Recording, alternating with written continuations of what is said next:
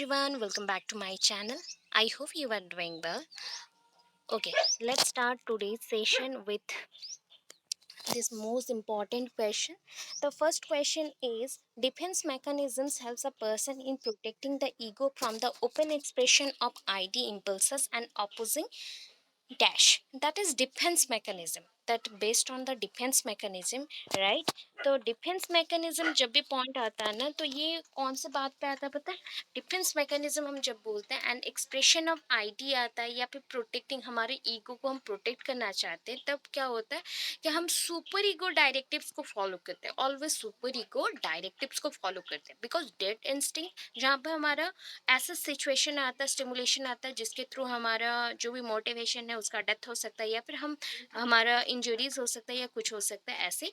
लाई instinct, झूठ बोलने का जो हमारा प्रवृत्ति आता है वो है। अनकॉन्शियस, जब हम कुछ सोचते नहीं समझते नहीं तब हम आंसर देते हैं, तो that is called the unconscious mind. Super ego directives के थ्रू हम आईडी इम्पल्सेस को क्या कर सकते हैं ना, प्रोटेक्ट कर सकते हैं ईगो को आईडी से, एंड ये एक्सप्रेशन रहता है प्रोटेक्शन के बेसिस पे। Okay, right. सो ये ऑप्शन आपको समझ आ गया होगा कि ये हमारा कौन सा ऑप्शन है, that is super ego directives. मैं डायरेक्टली आंसर भी मेंशन कर चुकी हूँ बिकॉज आपको डिफिकल्ट ना हो। So let's for next question पे चलते हैं। Let's go for next question. Okay, so next question is neurotic anxiety is one of which, or one in which there occurs an emotional response to a threat to the ego that the impulses may break through into. Neurotic anxiety, that means nervous system में कुछ भी anxiety आएगा, is one in which, ये एक चीज़ है जिसमें कि there occurs an emotional response, इसमें इमोशनल रिस्पॉन्सेस आता है to a threat to the ego. Ego के अकॉर्डिंग एक डर पैदा होता है या फिर थ्रेट आता है, एंड उसी के थ्रू हमारे इम्पल्सेस जो रहते हैं, दैट द इम्पल्सेस में ब्रेक थ्रू इनटू, एंड उसी में हमारे इम्पल्सेस ब्रेक होता है एंड मर्ज होके एक बहुत बड़ा ही प्रॉब्लम क्रिएट हो जाता है।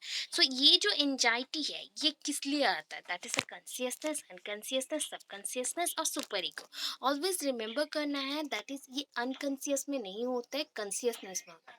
आपका जो न्यूरॉन्स रिलेटेड जो भी इश्यूज होता है या न्यूरोटिक एंजाइटीज होता है वो ब्रेन में होता है, एंड हम कॉन्शियस माइंड में ही जब थिंक करते हैं तब हमें बहुत सारे चीज़ों में टेंशन लगती है, तो उसके अकॉर्डिंग ही ये है। ठीक है, समझ आ गया। नेक्स्ट पे चलते हैं।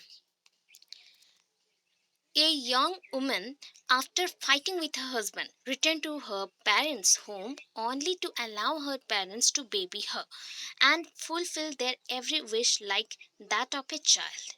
ठीक है, वो चाहते थे, मतलब a young woman after fighting with her husband, उनके हस्बैंड के साथ फाइटिंग करके वो जब अपने पेरेंट्स के घर चली आई, ओनली किसे अलाउ की, only to allow her parents, मतलब कि बेबी को एंड उनको उनके पेरेंट्स ने भी अलाउ किया, प्लस यहाँ पे पेरेंट्स की कंडीशन को समझ के जो गर्ल है वो भी समझ के आई, and fulfil their every wish like that of a child. जैसे बच्चों के टाइम पे हम फुलफिल करते हैं एवरी विश को, वैसे ही यहाँ पे भी फुलफिल होगा। तो दिस इज एन इलास्ट्रेशन, इसको किस पॉइंट को समझाता है, ये जो इलास्ट्रेशन है, ये जो एग्जाम्पल स्टेटमेंट है, किस पॉइंट को समझाता है? Repression, regression, fixation, reaction, formation, that is called regression. Fixation means हम कोई चीज पे आके फिक्स्ड हो गए। रिएक्शन फॉर्मेशन, आप कुछ करते हो एक्शन, उसके ऑपोजिट में रिएक्शन फॉर्मेशन होना। रिप्रेशन, कोई चीज को दबा के रखना।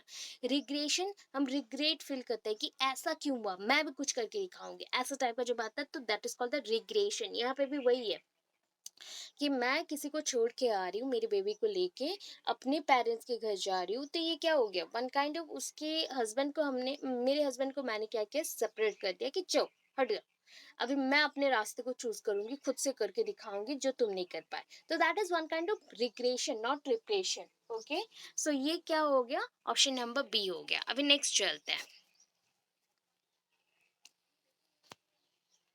The last stage of psychosexual development, ये स्टेजेस आपके कंसेप्ट में आएगा, बहुत ही इंपॉर्टेंट है। फ्लूइड का कंसेप्ट चेक कर लीजिएगा, ऑलरेडी वीडियो अवेलेबल है चैनल पे, आप लोग जाके चेक कर सकते हो, पढ़ सकते हो, समझ सकते हो पूरा। तो मैं डायरेक्टली बोलती हूँ, इसका जो last stage of psychosexual development होता है, ID ego and super ego को लेके तो हो रहा है, उसके साथ बहुत सारे स्टेजेस होता है। उस स्टेजेस में से जो लास्ट स्टेज है that is called the genital stage.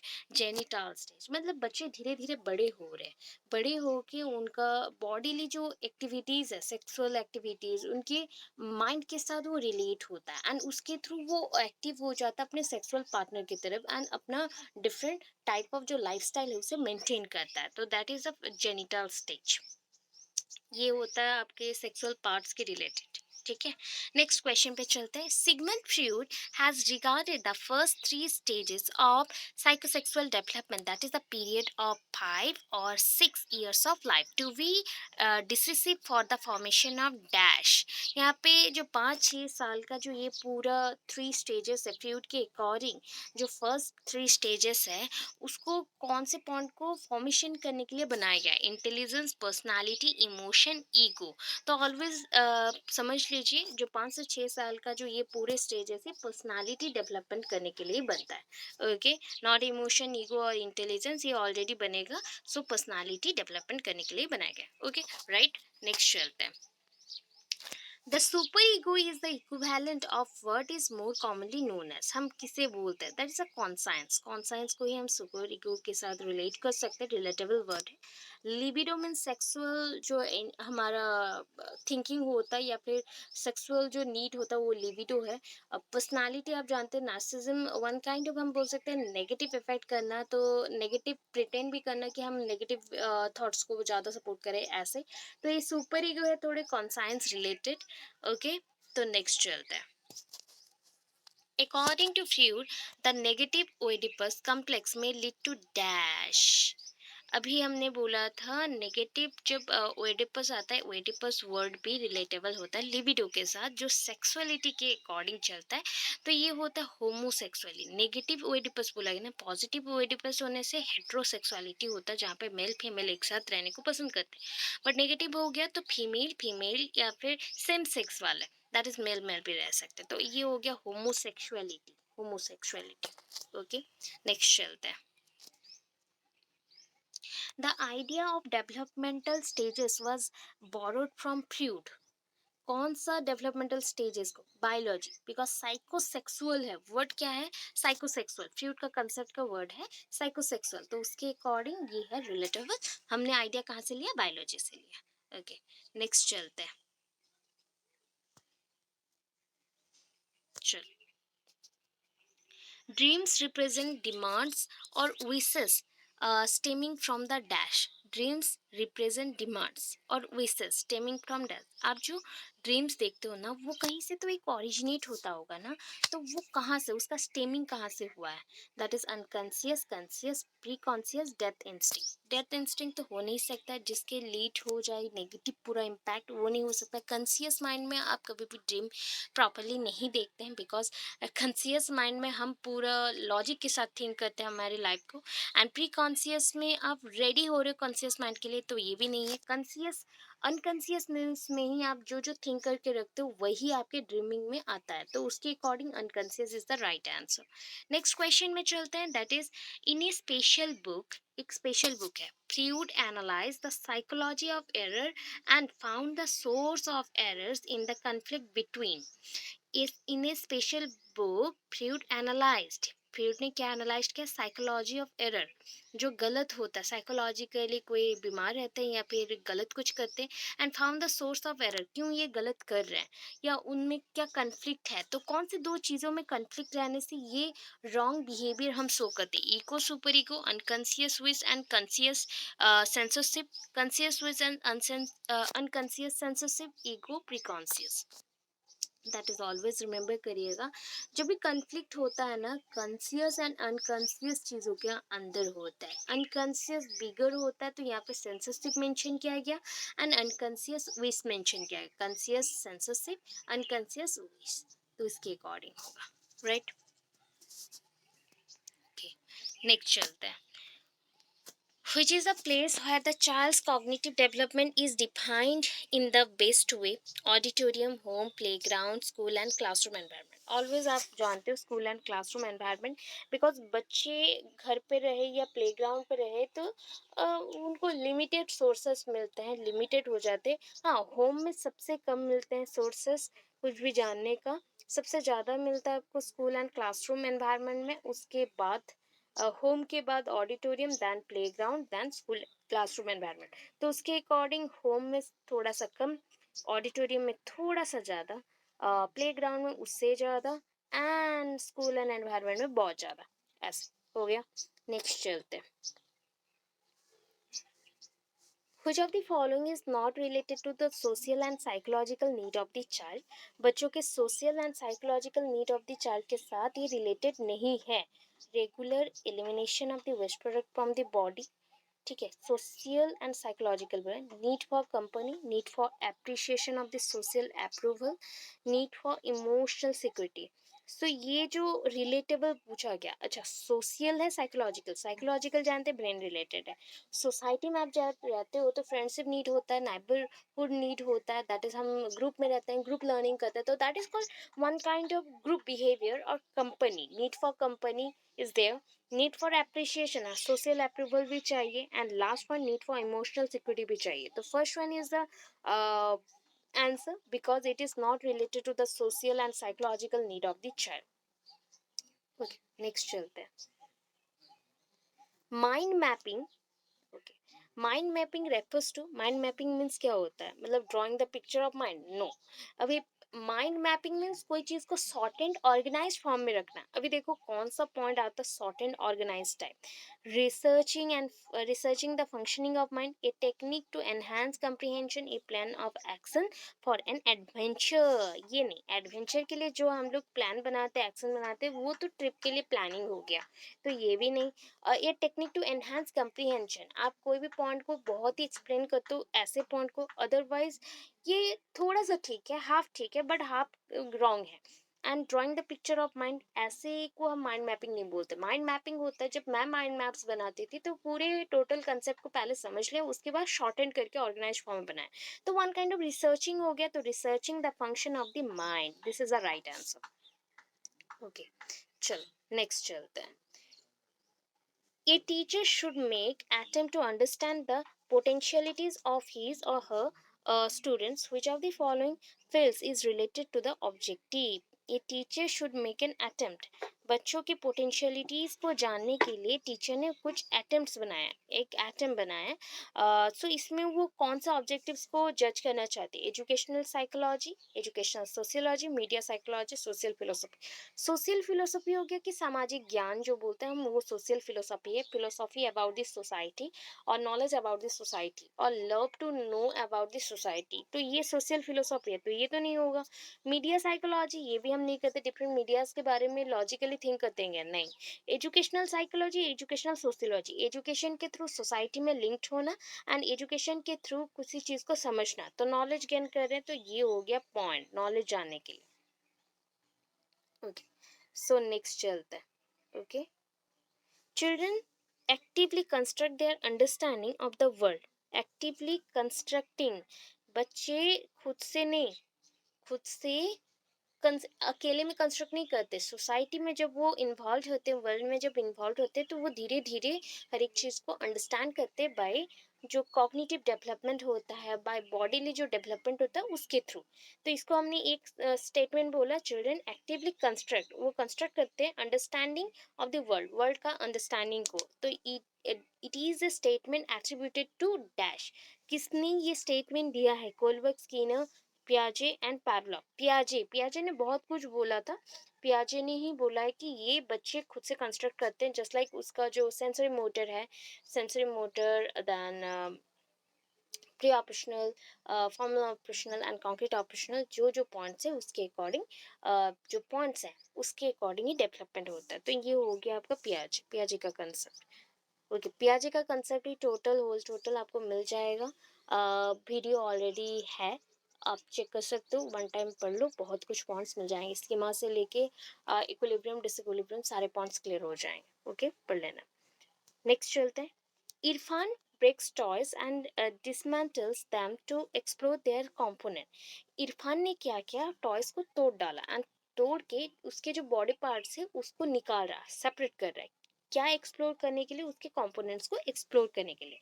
So what would you do, आप क्या करोगे? Never let Irfan play with toys, हम कभी भी उसको खेलने नहीं देंगे टॉयज के साथ। Always keep a close watch, आप उसको बहुत ही अच्छे से देखोगे, देखभाल करोगे। Encourage him, encourage his inquisitive nature, उनके उसके अंदर जो नेचर है ना ये रिसर्चिंग का, उसको हम एनर्जी, पॉजिटिव एनर्जी देंगे, चैनलाइज करेंगे एंड उसके नेचर को पॉजिटिवली सपोर्ट करेंगे। Make him understand that toy should not be broken, उसको समझाएंगे कि टॉयज को तोड़ना नहीं चाहिए। तो आपके अकॉर्डिंग कौन सा आंसर होना चाहिए? तो ऑलवेज याद रखिएगा, रिमेंबर करना है कि encourage his in inquisitive nature and channel his energy. ये पॉजिटिविटी होता है कि बच्चे अगर कोई चीज़ को तोड़ रहे तो उसके अंदर क्या है जानने के लिए तोड़ रहे हैं, तो ये एक अच्छा चीज़ है कि वो एक्सप्लोर करना चाहते हैं, उसका डेवलपमेंट उसी से पॉसिबल होगा। बहुत अच्छा डेवलपमेंट। ओके, नेक्स्ट चलते हैं। A child starts to cry when his grandmother takes him from his mother's lap. जब मम्मा के गोदी में है तो बच्चे को हम खींच के ले आ रहे हैं और उसके ग्रैंड मदर रूम है एंड मैं उसको खींच के लाई। The child cries due to dash, किस लिए वो रो रहा है? दैट इज वो इमोशनल एंजाइटी में है, स्ट्रेंजर एंजाइटी में, सेपरेशन एंजाइटी और सोशल एंजाइटी। बहुत लोग बोलेंगे separation anxiety, but this is not separation, वो इमोशनली अटैच्ड होता है।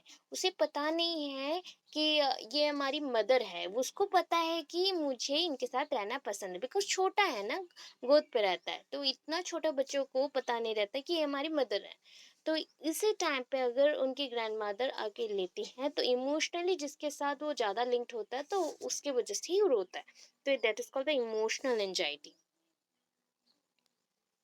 Okay, which of the following statement is correct in relation to concept formation by a child? बच्चे concept बनाते हैं, इस स्टेटमेंट के साथ जो करेक्ट है उस स्टेटमेंट को ढूंढना है।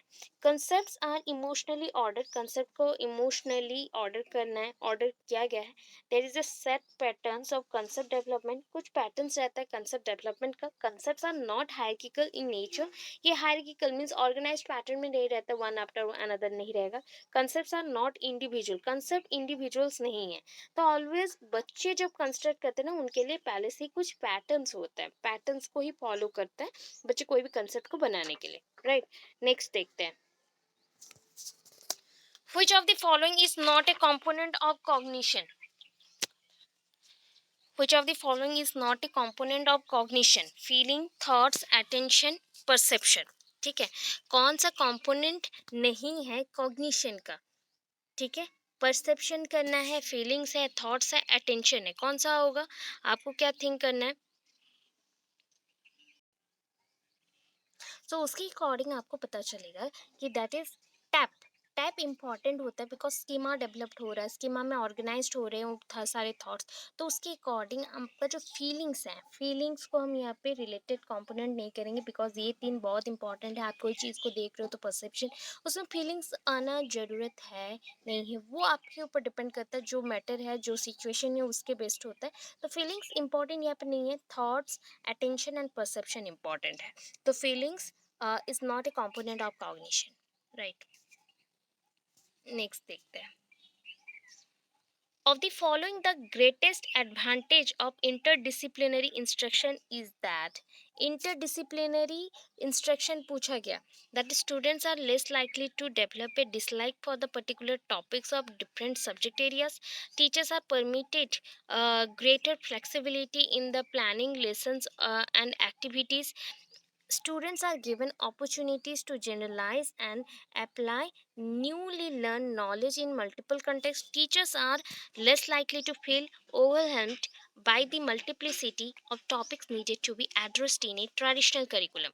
तो यहाँ पे इंटरडिसिप्लिनरी इंस्ट्रक्शंस होता है। डिसिप्लिन्स मीन्स सब्जेक्ट्स को भी हम डिसिप्लिन्स बोलते हैं, उनके अंदर जो कनेक्शंस होते हैं, तो बच्चे उनको डिसलाइक करते हैं। डिफरेंट सब्जेक्ट को हम, सब्जेक्ट को भी, टॉपिक्स को भी, पर्टिकुलर टॉपिक्स को भी डिसलाइक करते हैं। टीचर यहाँ पे परमिट करेगा कि ग्रेटर फ्लेक्सिबिलिटी शो करे एंड प्लानिंग करे लेसन्स के लिए एंड एक्टिविटीज़ के लिए। स्टूडेंट्स को अपॉर्चुनिटीज़ दिया जाएगा कि वो जनरलाइज करेंगे डिफरेंट आइडियाज़ को एंड उसके थ्रू नॉलेज को लर्न करेंगे, मल्टीपल कंटेक्स्ट में यूज़ करेंगे। Teachers are less likely to feel overwhelmed by the multiplicity of the topic needed to be addressed in the traditional curriculum. तो traditional curriculum में बहुत सारे टॉपिक्स पढ़ाना है उसी सब्जेक्ट के रिलेटेड, तो टीचर्स वहाँ पे फील नहीं करती है अच्छा कि वो सही नहीं है, ये ट्रैक नहीं, ये ऐसा ऐसा।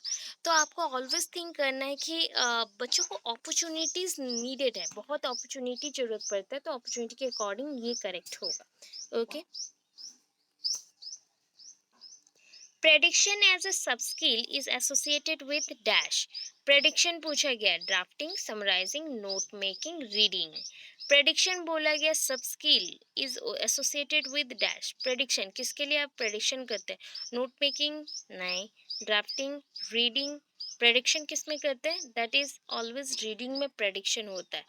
रीडिंग में ऑलवेज प्रेडिक्शन होता है। रीडिंग स्किल में जब भी आप रीड करते हो तो उससे पहले कोई भी वर्ड आता है तो वर्ड को आप जब लर्न करते हो तो वो प्रेडिक्टेड होता है। प्रेडिक्टेड करने के बाद ही आप समझ पाते हो हाँ ये वर्ड का मतलब ये है। ड्राफ्टिंग जो चीज़ आप टाइप करते हो वो ड्राफ्ट के अकॉर्डिंग रखते हो। समराइज करना तब तो वो हो गया कि वर्ड्स ऑलरेडी प्रेजेंट है उसको समझ के लिखना। नोट मेकिंग में नोट डिक्टेट किया जाता है, डिक्टेशन के थ्रू आप नोट मेकिंग करते हो या फिर खुद से ही बुक्स के थ्रू नोट मेकिंग करते हो। रीडिंग में ये चीज़ नहीं होता, कोई भी वर्ड को प्रोनाउंस करने के लिए भी प्रेडिक्ट किया जाता है। So this one is correct, D is correct answer. Okay, next चलते हैं। Minimal pairs are usually used to give practice reading, vocabulary, structures, pronunciation. Minimal pairs are usually मतलब हम जब भी कोई चीज़ को पढ़ते हैं तो वहाँ पे हम प्रैक्टिस वहाँ पे मिनिमम लेवल पे करते हैं। तो कौन सी चीज़ में हम प्रैक्टिस करते हैं? रीडिंग में, वोकाबुलरी में, स्ट्रक्चर्स में, प्रोनाउंसिएशन में। तो हम सारी चीज़ों में करते हैं but normally minimal pairs means कम उसमें अगर प्रैक्टिस दे तो चलेगा। तो वो होता है स्ट्रक्चर। कोई भी स्ट्रक्चर फॉर्म करने में हम मिनिमम अमाउंट में उसमें प्रैक्टिस करते हैं, अदरवाइज सब में बहुत बहुत रिपीटेडली प्रैक्टिस किया जाता है। Okay right. Language skills should be taught. Language skill कैसे हम टॉट करते हैं? That is through imitation, in isolation, through clear explanation and in an integrated manner. Always think करिएगा लैंग्वेज स्किल है तो लैंग्वेज स्किल जस्ट लाइक एक 2 class में बच्चा पढ़ता है या 1 क्लास में, उसको जो लैंग्वेज हम बोल रहे थे उससे थोड़े से डिफरेंट वर्ड्स के साथ, डिफिकल्ट वर्ड्स के साथ हम क्लास 2 में बोलेंगे, 3 में बोलेंगे, अब बढ़ते जाएगा, ये डिफिकल्ट थिंग बढ़ते जाता है। तो ये होता है कि ये इंटीग्रेटेड मैनर पे है। Integrated mean joining. सपोज ये क्लास 1 है, क्लास 2 उसके साथ जुड़ा हुआ है, क्लास 3 उसके साथ जुड़ा हुआ है, क्लास 4 उसके साथ जुड़ा हुआ है, तो ये प्रोसेस होता है। तो this is called the integrated manner. ठीक है, तो लैंग्वेज स्किल्स जब भी हम पढ़ाते हैं तो वो इंटीग्रेटेड मैनर पे रहता है। ओके राइट, नेक्स्ट चलते हैं।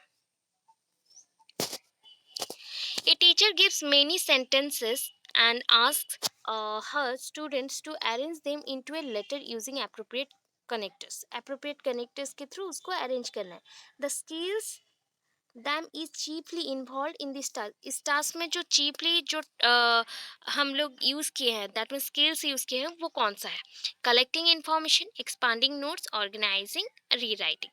तो यहाँ पे आपको री राइटिंग तो बिल्कुल नहीं है, एक्सपांडिंग नोट्स भी नहीं है, कलेक्शन इन्फॉर्मेशन भी नहीं है। Organizing is the right answer because यहाँ पे हम कनेक्टर्स को यूज़ करें, ऐसे वर्ड्स और अल्फ़ाबेट्स एज ए कनेक्टर हम यूज़ करेंगे, एज ए कनेक्टर जिसके थ्रू ये वर्ड्स बन जाए, उसको ऑर्गेनाइज कर सके, तो इसलिए organising is the right answer.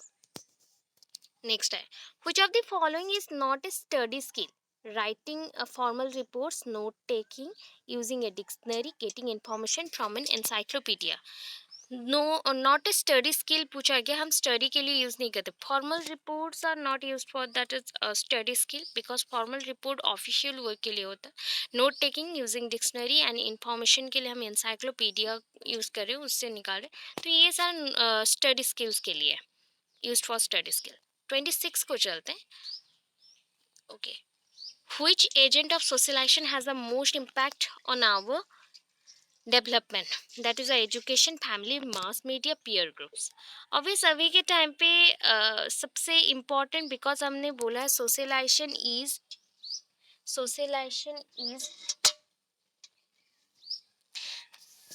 very important, and as a social being it's very important and critical work also, complex work also, because being a social being we tried a lot to involve in the society, and we didn't think that we are living alone, or we are did a wrong thing or wrong uh, any work और doing anything correctly और not, ऐसे जो हम think करते हैं तो वो सारी चीज़ आप प्राइमरली कहाँ से सीखते हो? Primarily we learn all these things from this school, otherwise family. The family is the primary socializing agent, not school, because school is the secondary socializing agent, school and society. So specially हम बोलेंगे यहाँ पे family से start हो रहा है, तो okay, सो हमने क्या किया, that is which agent of socialization has the most impact on our development, that is the family. Family सबसे ज़्यादा इम्पैक्ट डालता है because it is a primary socializing agent, right. उसके बाद नेक्स्ट चलता है, सोशलाइजेशन इज सिग्निफिकेंट बिकॉज, क्यों socialization बहुत सिग्निफिकेंट है? It ensure that we are bound by the rules of society, it all allows us to overcome our innate biological instinct, जो हमारा biological behaviour है अंदर से, मतलब बाय बॉर्न जो मिलता है उसको थोड़ा ओवरकम करने के लिए अलाउ करता है। It facilitates the learning of male and female roles in the society, ये हमें सपोर्ट करता है, अपॉर्चुनिटीज़ देता है कि मेल फीमेल का जो रोल्स है, सेपरेट रोल्स, उसको हम सीख सकें। It saves our identity and self, ये हमारे आइडेंटिटी और सेल्फ को क्या बनाता है? That is according to me, that is D is the right answer, because ये हमें आइडेंटिटी प्रोवाइड करता है एंड हमें शेपिंग प्रोवाइड करता है, तो ये करेक्ट है। ओके, नेक्स्ट चलते हैं, what are some of the home influences that contributes to sex differences in ability? Sex differences: parental expectation, contribution of boys and girls, children externalize parents' views. वही points हैं घुमा फिरा।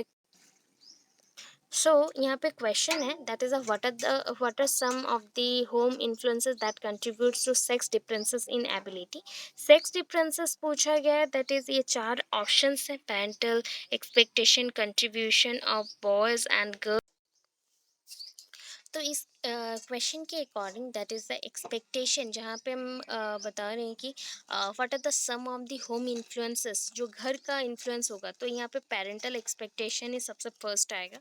After that attribution of जो boys के and girls के characters हैं उसके ऊपर आएंगे, कंट्रीब्यूशन आएंगे नहीं आएंगे, यहाँ पे एट्रीब्यूशन आएंगे behaviour according. And childrens internalize parents views, जो बच्चों को पता चलेगा कि इंटरनली पेरेंट्स क्या थिंक करते हैं उनके लिए, यही होता है सेक्सुअल डिफरेंसेस जो होम से ही स्टार्ट होता है। Okay, so right answer is C, option C is the right answer for this question. Sexual abilities को जो हम डिफ्रेंशिएट करते हैं उसके अकॉर्डिंग।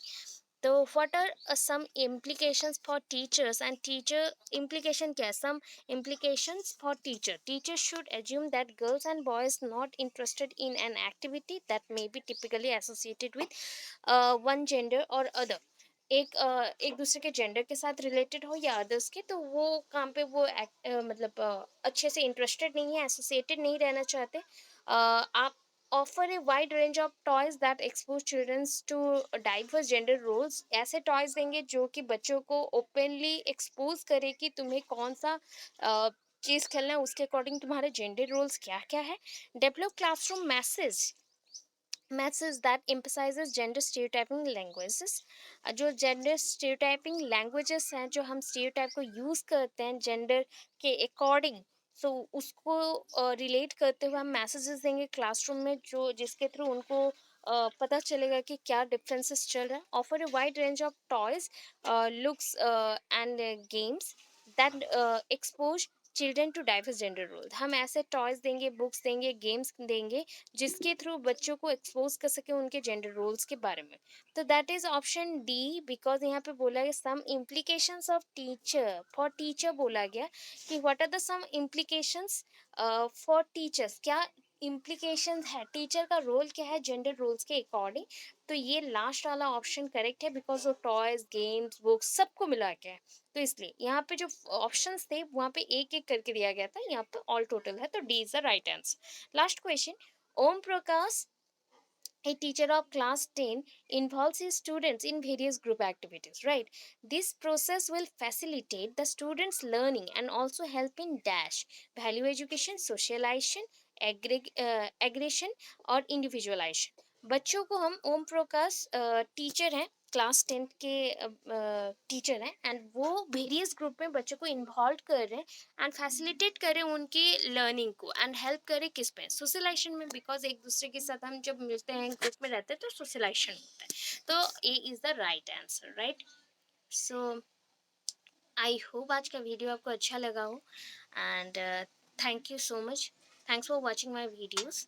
एंड वैसे प्लीज़ शेयर कर दो सबके साथ, and do like, share, comment, and जो न्यू हो प्लीज़ सब्सक्राइब कर दे चैनल को। एंड अगेन कल मिलता है। Thank you so much, thanks for watching my videos, stay tuned.